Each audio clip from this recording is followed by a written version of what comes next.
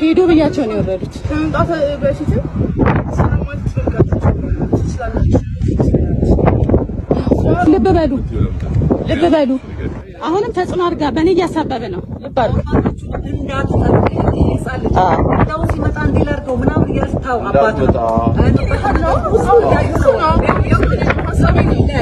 የሰጡኝ ምክር ይሄው ነው። በእግዚአብሔርም ዘንድ ያስጠይቃል። እኔ ተጽዕኖ አላደረኩም። የራሳቸው ፍላጎትና መብት ነው። የኛ ሐሳብ ነው። እናም ተዘኖሩ ኩብትናቸው እነሱ ይሄው ስማት ስለቤቱ እናንተ አያገባችሁ። ፍርድ ቤት ያዘው 97 ነበርክ እንዴ? አንተ 97 ነበርክ? አቋማቸውን መጫን ማስገደድ አልችልም። ቤቱን አሸጠ። የምን ተጽዕኖ? ቤቱን አሸጥክ? ለምን ቤቱን ላሸጥከው? እስካሁን ድረስ እናት እያሰደብካት ነው። ምንም ብለን መናገር እንችላለን። ሄደን መናገር እንችላለን።